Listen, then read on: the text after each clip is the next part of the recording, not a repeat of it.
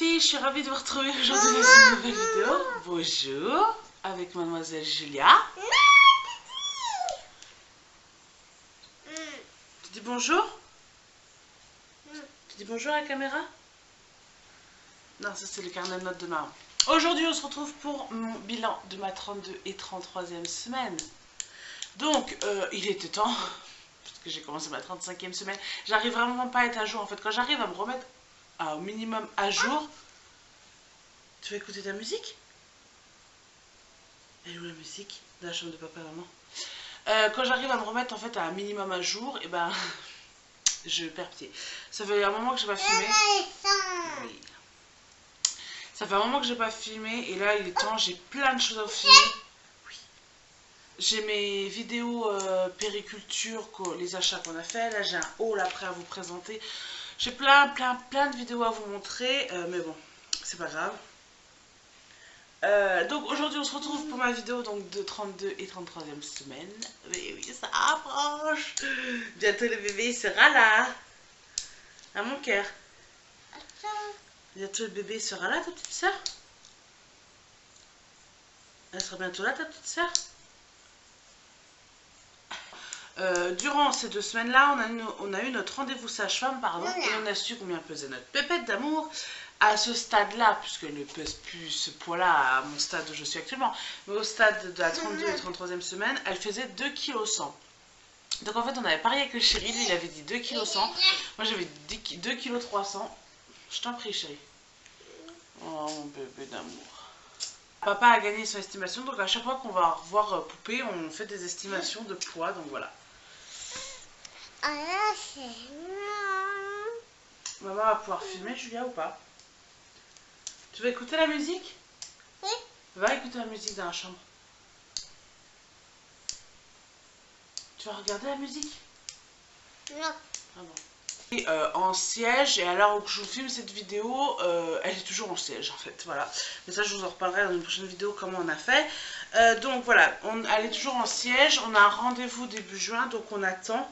Elle a un mois, au moment où j'étais dans cette semaine-là, elle avait un mois pour se retourner son bassin pour savoir si elle peut passer en siège ou pas. Donc si elle reste en siège et que la radio des bassins est bonne, et ben j'accoucherai d'un bébé en siège tout simplement parce que voilà. À partir du moment où la radio des bassins est bonne, on peut accoucher d'un bébé en siège, il n'y a plus besoin de faire forcément une césarienne.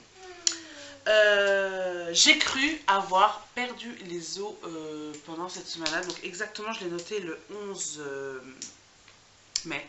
Oui, le 11 mai, voilà, j'ai noté 05 chercher, c'était mai ou juin. Donc j'ai cru avoir perdu les os le 11 mai, puisque j'ai senti...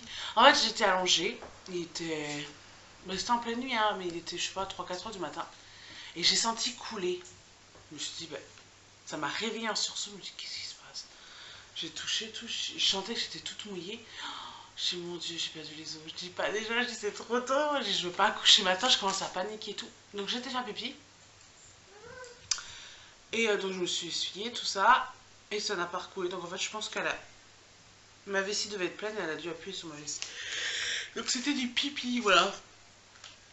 Donc voilà, c'était du pipi, c'était pas du tout la perte des os, mais j'ai vraiment cru perdre les os, quoi. Je me suis dit, oh mon Dieu, c'est trop tôt, je veux pas maintenant, je veux pas coucher maintenant, tout ça. Ensuite, la fatigue est passée grâce au, je vous avais dit la dernière fois dans mon dernier vlog de grossesse, grâce au magnésium qu'elle m'a donné. Donc du coup ça m'a vraiment bien rebooster, ça m'a vraiment fait du bien. Après on a eu le beau temps et on a toujours le beau temps et c'est super agréable et je pense aussi ça que ça a beaucoup aidé. Mais du coup quand j'étais bien motivée, et ben j'ai eu pendant plusieurs jours des insomnies, c'est-à-dire qu'arrivé autour du matin, les yeux grands ouverts jusqu'à 5-6 heures et j'arrivais pas à m'endormir. Donc vous vous doutez bien que le lendemain j'étais complètement fatiguée. Mais bon, enfin voilà, donc voilà, j'ai eu quelques petites insomnies, mais rien de très grave. Ensuite, j'ai noté donc que bébé est très actif tout le temps, mais alors le soir, dès que je m'allonge, je vous l'avais dit dans le vlog précédent, je vous le mettrai juste ici ou juste ici si vous ne l'avez pas vu. Dès que je m'allonge, ça y est quoi, c'est la fête et tout. Et mon chéri a remarqué en fait que souvent en ce moment je vais me coucher avant lui parce que je suis capoute. Quand il monte lui se coucher, ça me réveille pas, hein, mais pourtant je dors. Et elle est en train de faire la zumba dans mon ventre. Il dit, enfin encore hier soir, j'étais me coucher une demi-heure avant lui, je me suis endormie et quand il est monté, il a touché mon ventre et Elle était en train de gigoter dans tous les sens. Donc franchement, elle est très très active le soir. Donc comme je me couchais généralement entre... ça dépend des jours, entre 9h30 et 11h. Ben, à ce moment-là, elle est très très active en fait. Au niveau du diabète, ben, on continue l'insuline, toujours à surveiller. Je n'ai toujours pas arrêté les piqûres 6 fois par jour, ni l'insuline, donc on continue comme ça jusqu'à la fin. Et je n'ai plus d'infection urinaire, donc je suis contente, je ne sais plus ce que c'est. Donc pour certaines, on m'avait dit que c'était une mycose. Non, je n'ai pas eu de mycose. J'ai fait un test urinaire, pardon, cherchez mon mot, un test urinaire, et donc c'était bien l'infection urinaire que j'avais pendant mon diabète. Et depuis que j'ai l'insuline, je ne fais plus du tout d'infection urinaire. C'est vraiment très agréable. C'est vraiment très très reposant, très très bien, parce que c'était horrible d'avoir des infections urinaires. Honnêtement, c'était une catastrophe.